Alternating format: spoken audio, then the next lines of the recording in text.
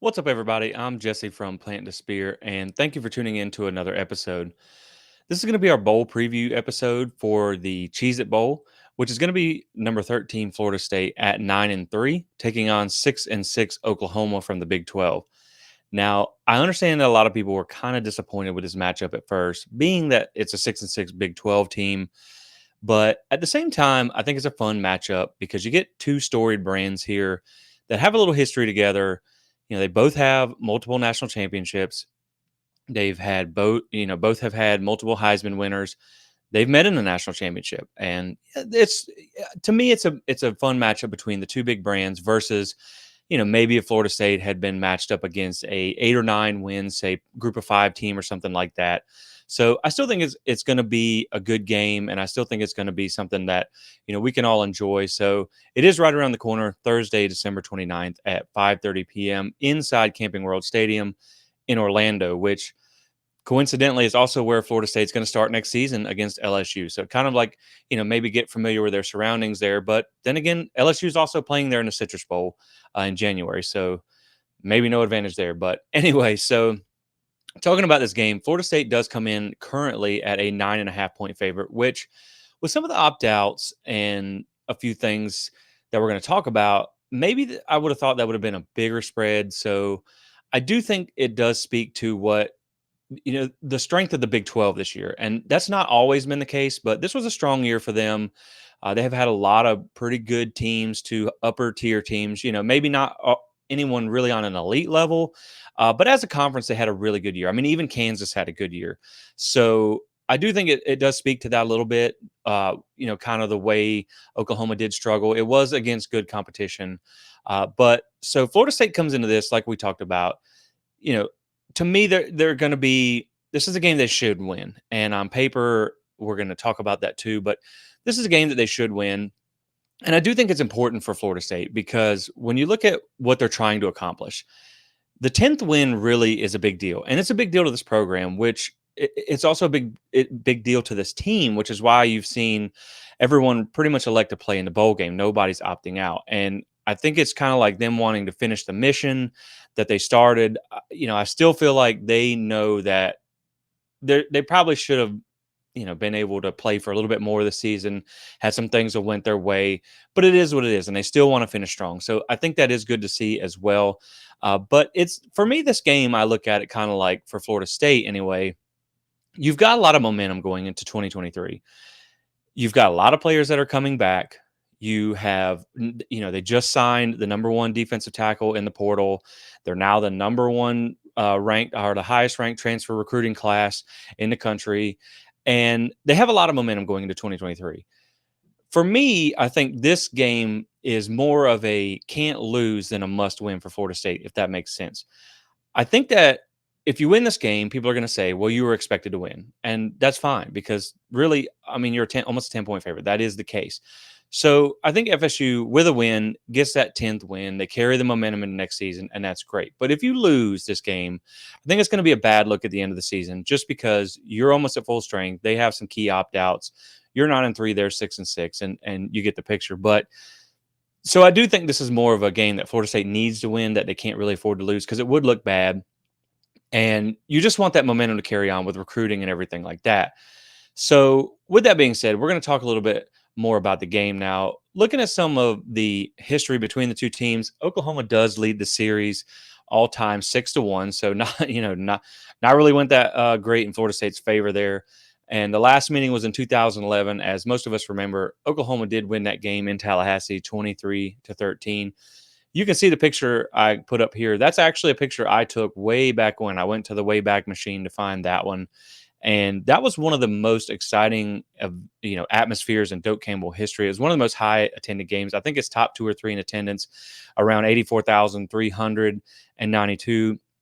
And you can tell, I mean, just how things have changed since then because where I took this picture from is actually the Champions Club now. So that section doesn't even exist anymore.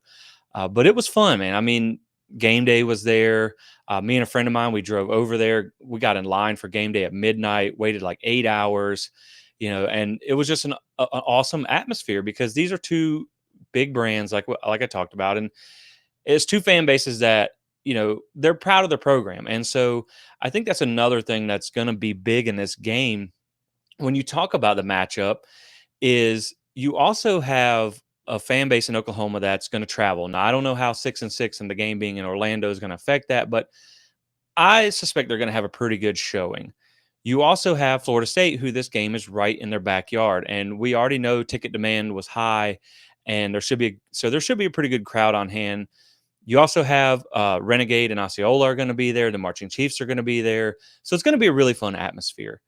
And Florida State is 3-0 in the Cheez-it Bowl. Now, it's not always been called the Cheez-it Bowl. It's been different names throughout the years, but they do have a 3-0 record in this game. So that is a little bit of something to hang your hat on when you see that series record that's looking a little bit not so much in your favor. But hopefully, Florida State can kind of even things up this year a little bit. Now, you also have some other ties in this game that make it interesting. Obviously, Florida State has history with Oklahoma head coach Brent Venables. We finally thought we had got rid of him. And, year one of him not being at Clemson, we get to play him in a bowl. But things might go differently this time because he doesn't have a room full of NFL players on that defense. And that's, they really struggled this year on that side of the ball, which is kind of surprising. But, he's a first year coach. You got to give him time, to be fair. You got to give him time to build up his roster and things like that.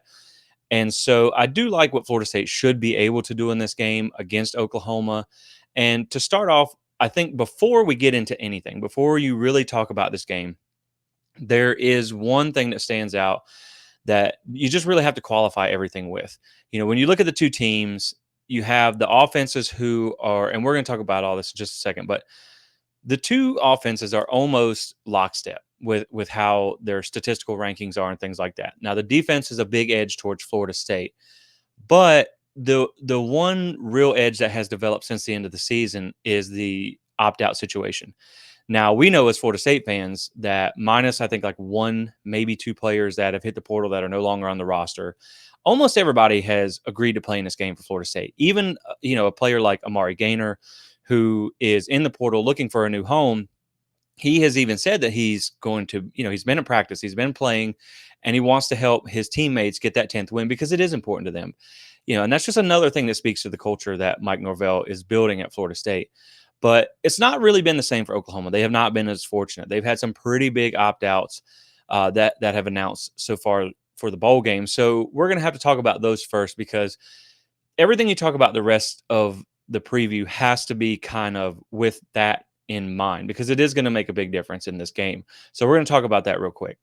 So for this one, Oklahoma is going to be without their leading rusher, Eric Gray.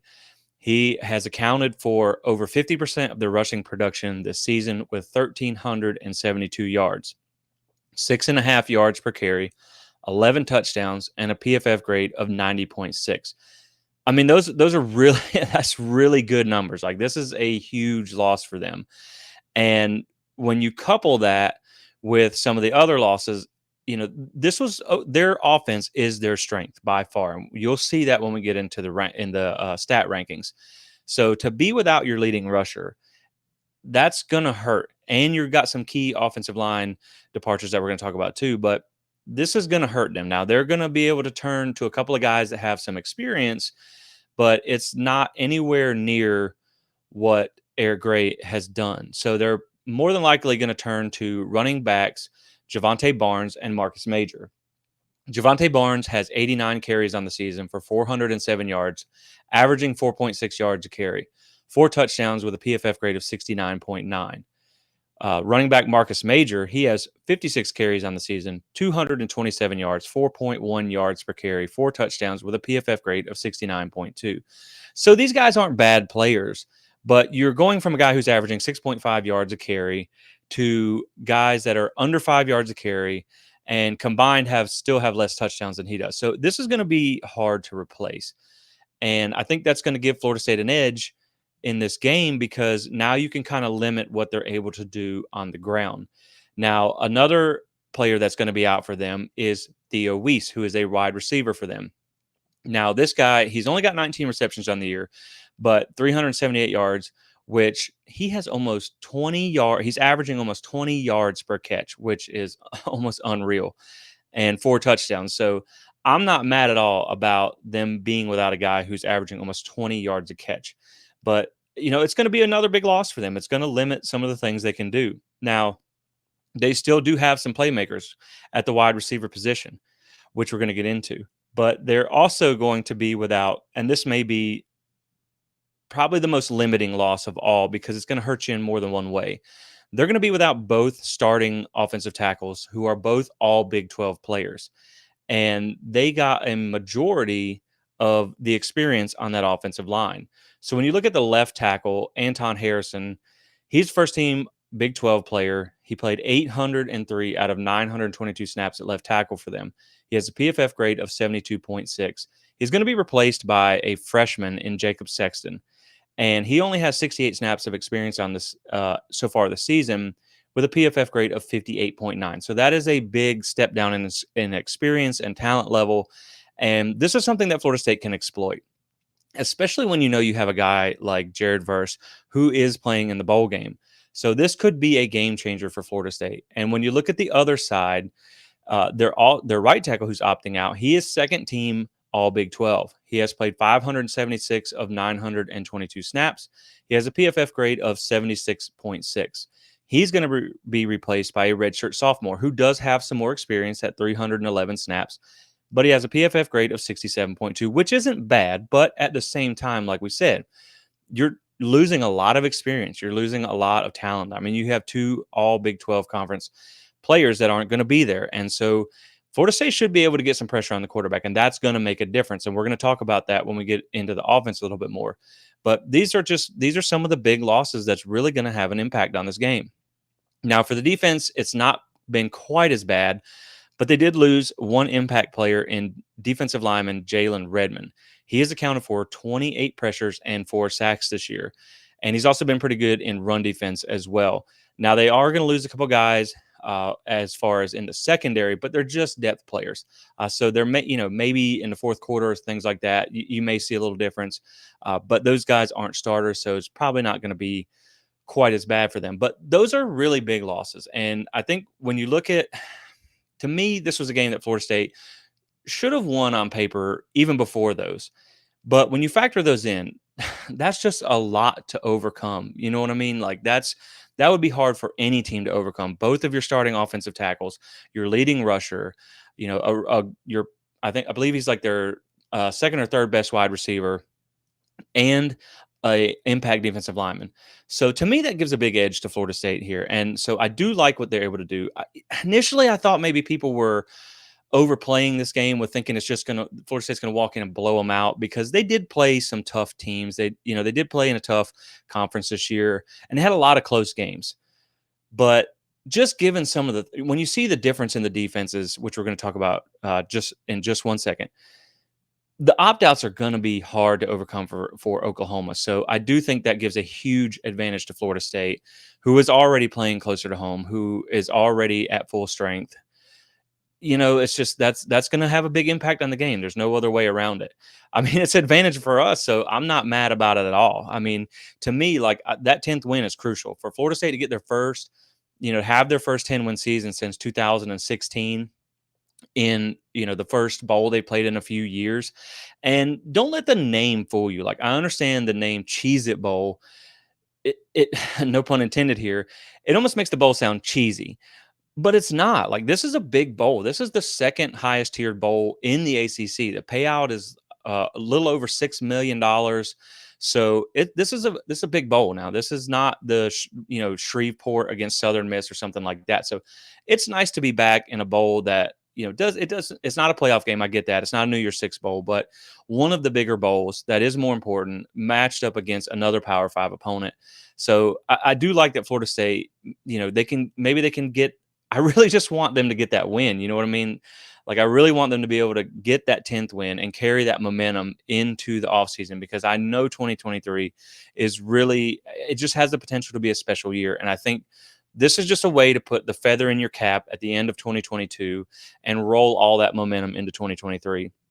So those are just some of the big things there. Now, we're going to get into some head-to-head stats here and look at how both teams stack up. So, like we talked about, Oklahoma is 6-6. They're 3-6 in Big 12 play. Florida State comes in at number 13 in the country, 9-3, 5-3 in ACC play. Their record versus the spread, Oklahoma is 4-8. Like we said, they've had a lot of close games, and Florida State is 8-4 against the spread, that is. So strength of schedule, this is one of the few teams on Florida State's schedule that has a tougher strength of schedule than Florida State. Oklahoma comes in at 13th, Florida State comes in at 28th. Now, I do believe Florida State's strength of schedule did slip late with teams like Wake Forest and NC State kind of falling off. Syracuse was another one too. So I do think that kind of gave their strength of schedule a little hit there towards the end. Against Power Five competition, Florida State is 8-3. Oklahoma is 4-6. So not doing that good against the better teams on their schedule. The win probability per ESPN gives Florida State an edge here at 65.2%. And the scoring margin versus Power Five teams, Florida State is plus 176 points, whereas Oklahoma is at a 22-point deficit. So you can tell they've had a lot of close games. I know that Texas game was kind of really bad for them, but Florida State, they just blew a lot of teams out this year. So that was nice to see. Now, getting into some of the more advanced rankings here, you have FEI and S&P Plus, and I do find these interesting because these are pace of play, opponent adjusted, and things like that, like on a neutral field. And the FEI rankings, they seem in line. Florida State comes in at 11th and Oklahoma at 29th. But the S&P Plus rankings, I'm not sure what kind of science goes into this, but they actually have Oklahoma ranked at 20th and Florida State ranked at 26th. So again, maybe that has a lot to do with who Oklahoma has had to play this year and how some of the games have been close. So that, like I said, I'm not sure 100% of the science that goes into that, but it is interesting, and I think it does show that there is the potential that this game could be a little closer than some people think. Now, like I talked about earlier, when you look at the offenses here, they are in lockstep almost. Total offense for Florida State is at 12th. Oklahoma is at 18th. Passing offense for Florida State is at 40th. Oklahoma 42nd.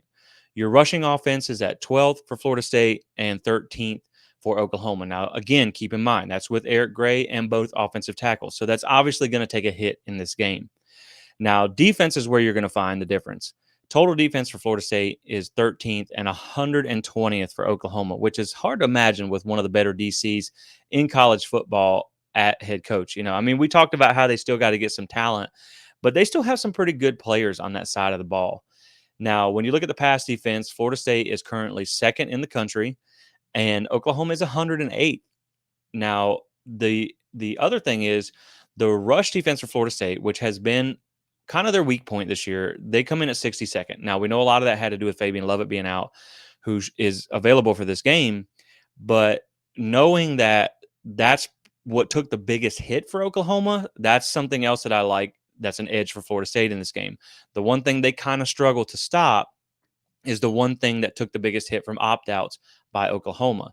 Now, when you look at rush defense for Oklahoma, it's 107th in the country. We all know that sets up really well for Florida State, who has run for 200 plus yards in the last 7 games.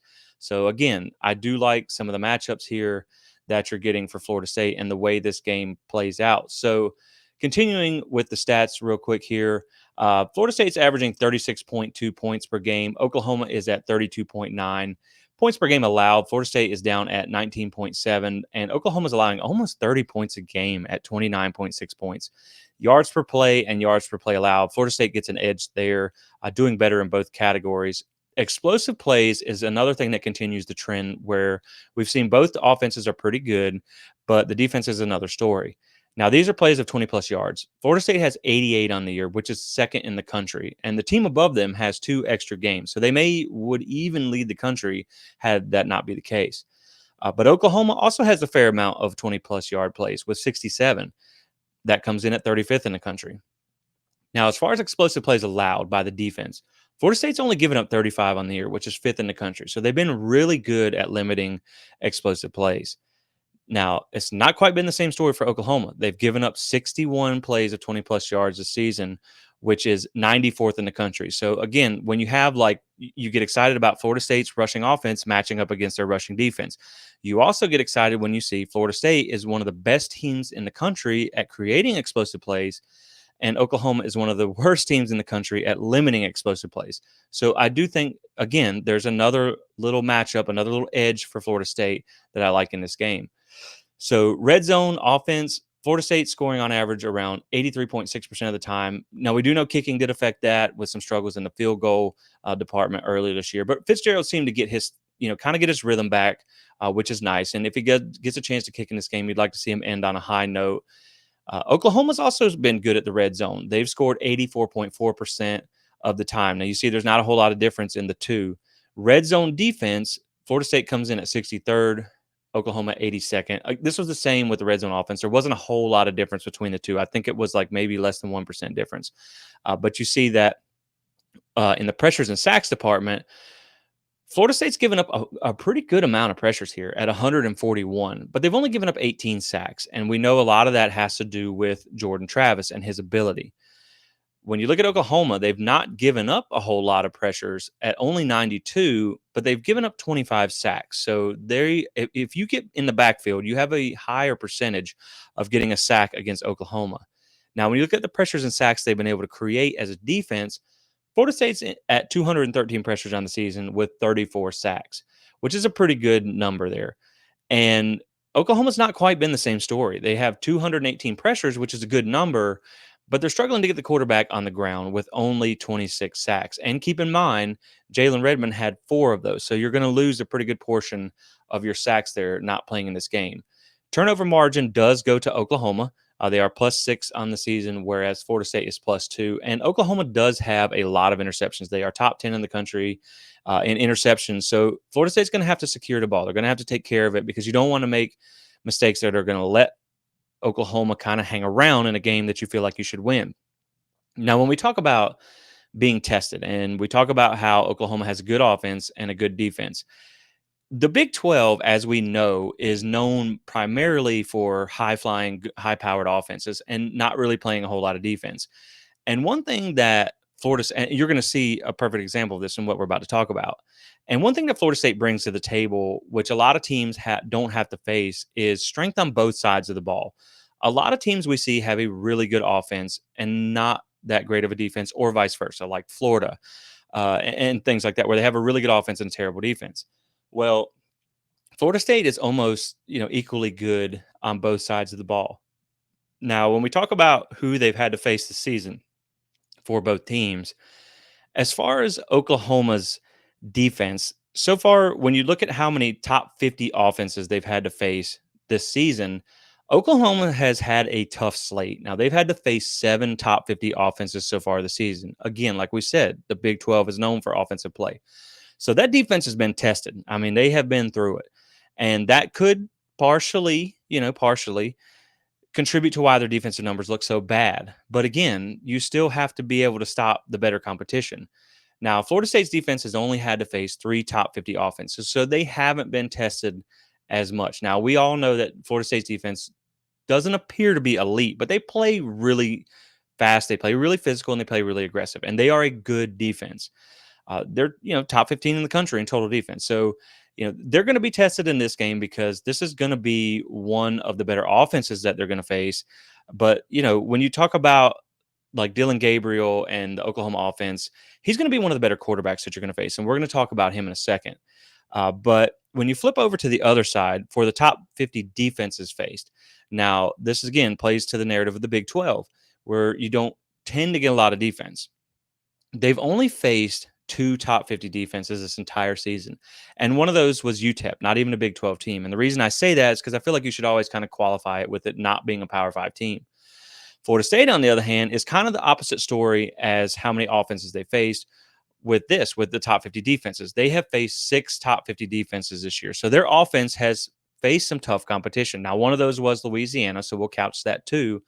But Florida State's offense has been tested, kind of like the Oklahoma defense. And that is something that I think is important to know how you perform against the competition.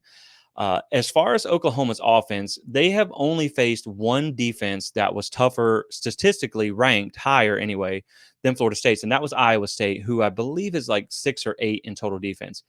And Iowa State was able to hold them to 27 points. Now, they did win the game, but Iowa State doesn't have a great offense either. But they were able to hold them to 27 points at full strength with both of those offensive tackles, with that leading rusher, with that other receiver. So to me, I like Florida State to be able to potentially hold Oklahoma to 20 points or less. That's kind of what I'm looking for. And to me, I feel like that should be enough to win the game. If you can hold them to 20 points, then I do think that you got a really good chance in this game. Now, when we talk about Oklahoma's offense, they still have some playmakers that you're going to have to look out for. And the one I want to bring to your attention is Marvin Mims Jr., number 17. He's 5'11, 184 pounds.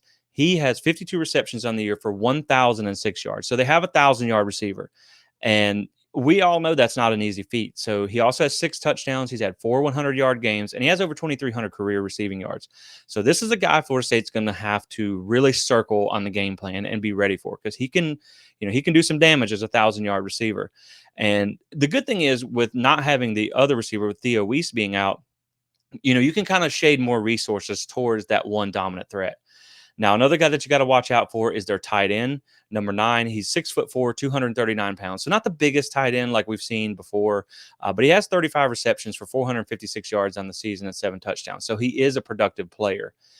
And that's the thing, is they still have some weapons. So I don't think just because of the opt-outs, like, they're not going to come in here and lay down. They're not going to come in here and let Florida State just take their lunch money, like it's nothing. I think they're still going to, they're going to want to win this game, and Florida State's going to have to come to play. You can't just kind of roll the helmet out there and win, because they still have some guys. But those are still going to be a big factor, because they're going to have to protect Dylan Gabriel to even be able to get the ball to Mims. So another thing, while we're talking about Dylan Gabriel, who again is a solid college quarterback, we know he transferred in from UCF. This is going to be back in Orlando for one of the first times, I'm sure, since his transfer out. And so we're going to take a look at the passer profile we have on Dylan Gabriel now. So he's currently sitting at a 63% completion percentage and 2,925 yards. Now, if he, barring injury or anything crazy like that, we assume he's going to throw for at least 75 yards in this game. If he does, that will put him over 3,000 yards for 3 out of his 4 seasons in college. So there's really no denying this guy. He is a good quarterback. He's a good college quarterback.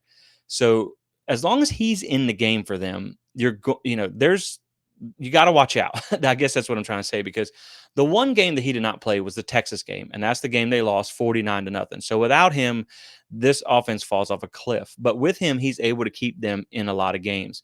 He has 24 touchdowns on the season with only 6 interceptions, so that's a good ratio there. Big time throw rate comes in at 5.2%, turnover worthy play rate at 1%, adjusted completion percentage, which accounts for drops and throwaways, comes in at 72.6%. So these are all good numbers. And QBR 75.2, PFF grade is 85.6. Again, both good numbers there. Rushing attempts is 75 on the season for 300 yards and 5 touchdowns. So he is mobile enough to hurt you on the ground with his legs if you lose containment on him. But one thing I want to talk about when we look at Gabriel, and this is where this is going to be an advantage. This is actually one of my keys to victory, which we're going to cover in just a few seconds here coming up. But one of the things that's going to be big in this game is getting pressure on Dylan Gabriel. And that's because he has struggled under pressure this season, and he hasn't had to face it very often.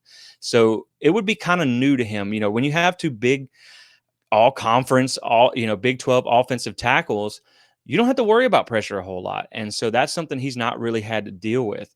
So when you look at his pressured stats, he is kept clean 79.1% of the time.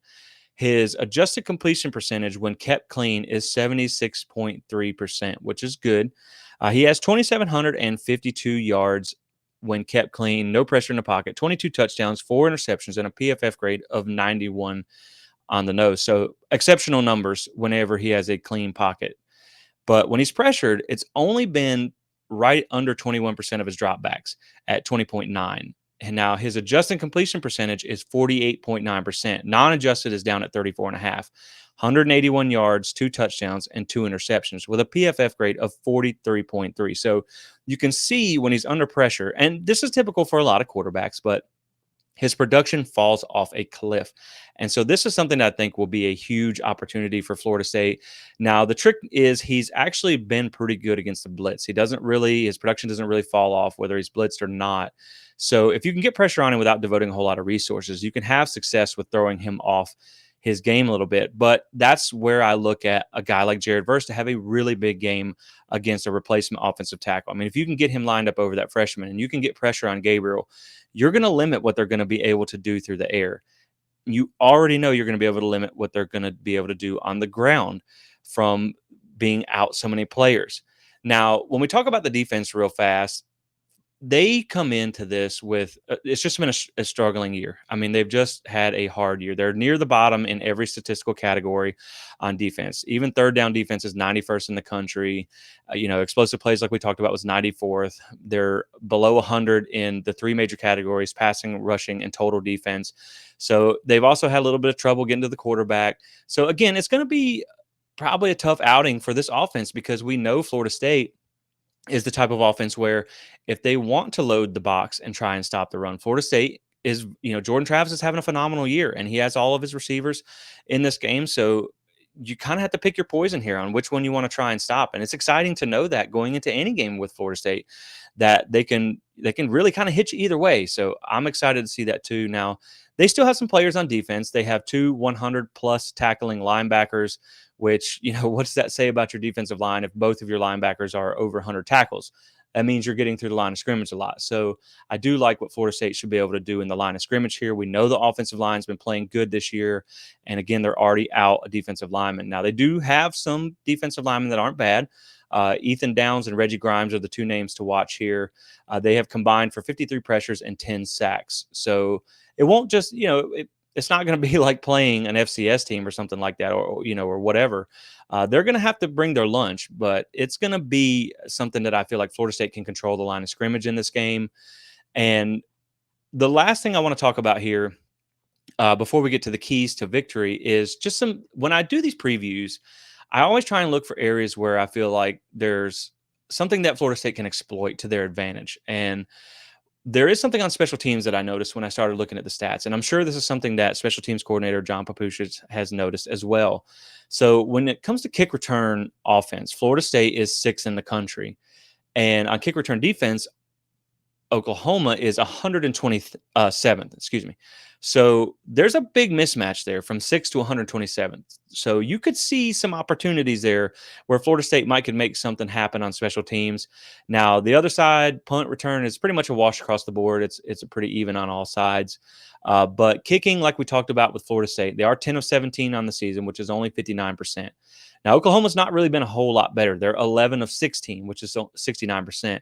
I believe the kicker was 0 of 1 from 50 plus, but he was 6 of 7 from 40 to 49. So he does have some range. Now, real quick, we'll just talk through their schedule, just game by game real fast. So they did beat UTEP to open the season 45 to 13. Then they beat Kent State 33 to 3. They won at Nebraska 49 to 14. I believe that was before they fired Matt Rule, and it was still kind of a disaster there. I'm not Matt Rule. He's their new coach. But anyway, so K-State, they lost to Kansas State 41 to 34. Now, we know Kansas State is a good team. They just beat TCU, who's a playoff team. I don't really believe in bad loss or good losses, should I say, but I guess if you had to qualify it as that, that's kind of a good loss, 41-34 to Kansas State but then you look at the next week, speaking of TCU, they got beat pretty bad by TCU, 55 to 24. And then the next game we know was the Texas game. They lost 49 to nothing. Obviously, Dylan Gabriel didn't play in that game, and that really does hurt their offense. But it's only so much of an excuse, because we also know that Florida State played Louisville without Jordan Travis for a majority of that game, as well as a bunch of other starters, and they still managed to win. So it's football. You got to overcome that. They were able to beat Kansas, which, surprising as this sounds, that was a good win for them. Now, I don't know if that was when Kansas's quarterback was out with an injury or not, but it was 52 to 42. They won that game. So it was still pretty close. But Kansas was actually a good team this year. They did beat Iowa State 27 to 13. They lost to Baylor 38-35, lost to West Virginia 23 to 20. They did beat Oklahoma State in the rivalry game, which is a good win for them, 28 to 13. And then they finished the regular season with a loss at Texas Tech, 51-48 in overtime. So when I look at all in all, and I take everything into account, I think of the offense. Florida State and Oklahoma are basically dead even until you get to the opt-outs. And then you just have to give the edge to Florida State on the offense. I think that the defense is unquestionably an advantage for Florida State. It's not even close. And special teams may be a slight advantage to Florida State as well. You're also playing closer to home. And I think you're the hotter team. You're coming off, you're on a 5-game win streak, and they're on a 1-game losing streak. So I think all that really plays in. Now, one thing that, when we're going to get to my keys real quick, that I think is going to have some effects on this game. So let's look at how I feel Florida State can really handle their business in this game and get to a win. And Florida State has the potential to run away with this one if they show up to play and they play some of their best football. But looking at the keys to victory, first off, I have pressure the quarterback, which we already talked about in this one. So Gabriel has not done well when he's been pressured. And with both starting tackles out and Jared Verse playing, and Patrick Payton, you have a chance here to really make a splash in this game. And I mean, I'm going to hate to see him have a huge game, because I feel like that's only going to elevate his draft stock and help him choose to go to the NFL. And I really want Verse to come back for another year, because I know 2023 could be special, especially if you have him on the field with you. But, I feel like he's going to have a big game here for Florida State. And I'm so glad that he's playing in the bowl, because this is an opportunity for him. The next key I have is to get the ground game going, which obviously, like we talked about, Florida State is at 7 consecutive games with over 200 yards rushing, and Oklahoma has 107th ranked rush defense. So there's a huge opportunity for them to have a great day on the ground. That also keeps Oklahoma's offense off the field, which is their strength. So you get a win-win, kind of a two-sided win there for Florida State. And the last thing, the key that I have, is to limit mistakes, because we know that in every loss so far this season, Florida State is much been in large part due to their own mistakes, costly penalties, turnovers, things like that. So if they can limit the mistakes. Now, I also put in here that it is expected, when you haven't played in a month, to have some rust. And rust, no pun intended again here, but rust can lead to bust. So I did kind of give a few more points on my score prediction, because I feel like until these teams settle in, it's been a month and you got some opt-outs, you got some new faces, especially for Oklahoma, that are playing. I feel like that can lead to some mistakes. And as long as Florida State, to me, can play the cleaner game and not let Oklahoma hang around in a game where Florida State can take control, should take control on paper, that I feel like they can get this win. You just can't turn the ball over and have costly mistakes and allow Oklahoma to hang around, because like I said, I do feel like Florida State should be able to win this game. So those are my keys to winning here. And when I take all that into account, like I said, you're going to have some new faces for Oklahoma. That could lead to some mistakes. They haven't played in a month. Neither team has played in a month, but I feel like you're going to have some rust there. So teams are going to have to settle in. And for that reason, I did up my point total a little bit, just because you never know how bowl games are going to go. Sometimes it's just kind of crazy, some of the things you see in a bowl game. But I do feel like both teams are going to be motivated here. I do feel like both teams are going to come to play, and I do feel like it's going to be a fun game. But at the end of the day, I think the opt-outs are going to be too much to overcome for Oklahoma. Now, I was already going to pick Florida State to win this game, just because, again, I feel like Florida State is the better team currently. They are on a hotter streak. They are playing closer to home. And I do like all those things. I think this game means a lot to Florida State, and I think it means a lot to this team. And every game we've seen them come out, they play hard, and they play. They don't play down to the competition. Regardless of who they played so far this season, they have not played down. Like when they play a team that's not been as good as them, they crushed them into the dirt. And I definitely think they have an opportunity to do that here. The only thing, like I said, the only thing that I have to say, watch out for, is you have a good quarterback. You have one of the better quarterbacks you're going to face, who does have 1,000-yard receiver on the field. So there is some opportunity for Oklahoma to score some points there.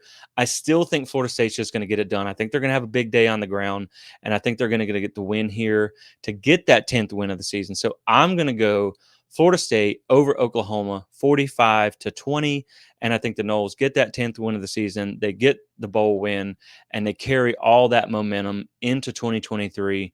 That's going to set up for another big season. I think you're going to, I don't know that it's going to play a whole lot of dividends in recruiting, because the class that you got is already pretty much here. But, like we talked about, Florida State has got the #1 transfer class. They got a top 5 class in 2024. So if you just come out here, it's just another feather in the cap, that 10th win on the season. And so I do think they get things done in the Cheez-it Bowl, and it's a good win for Florida State, if they can get it. Now, again, I'm not going to hand Florida State anything before they win the game because the game still has to be played. And I think a lot of people, again, they just think Florida State's going to be able to roll the helmet out there and win. And I hope that is the case, but they still have to play this game. And, Brent Venables does have a good history against this offense, against Florida State. But, there's a difference when you have a room full of NFL players, and when you don't. So I think Florida State's going to be able to get some revenge on Oklahoma this time, get some revenge maybe on Venables, and get things done. So I'm looking forward to it. I know you guys are looking forward to it too. Unfortunately, it is the last game of the season. It's going to be the last time that we're going to see this team play, and some of the last time we're going to see these players in garnet and gold. So we just have to cherish it for what it is, because it's been a fun season. It's been really exciting to see Florida State turn the corner and get back to relevance. And just what a 10th win would mean, to just say that you had a 10-win season, you got to double-digit wins, and you won your bowl game. And so I think they really are going to be motivated. I think they're going to do whatever they have to win. You don't have to save anything on film for down the road, because this is it. But I will say the one thing I think could affect this game a little bit as far as point total wise is, let's say hypothetically Florida State jumps out to a big lead. Say we're coming out of halftime as something like 24-7 or something like that. And maybe Florida State goes down and opens it up a little bit more. Knowing what you are trying to achieve in 2023, knowing all the players that you have coming back, knowing that while this 10th win is important, 2023 is more important, because Florida State is setting itself up to make a run for a conference title and a playoff appearance and potentially a national title, with how they've done in the portal and the ready-made pieces that they have. That I could see Norvell being kind of smart and pulling some of the starters early, because you don't want to take that added risk if you don't have to. So that's the only thing I will say to keep in mind when you look at the point total, is you may see them get into the depth chart a little bit early, just to protect the players, because you have next season to look out for. So that is the last thing I do want to say on that. But overall, like I said, I think Florida State is going to come out motivated and as a team and want to get that win. So I think Florida State gets it done 45-20 over the Sooners of Oklahoma. And it's going to be a fun matchup. I'm excited for it. And so with that being said, guys, we will catch you on the other side. If I don't talk to you before then, have a happy new year. I know 2023 is going to be a big year for us here at Plant the Spear, a big year for the Noles, and I'm just excited to be a part of it. So as always, thank you for listening, and go Noles.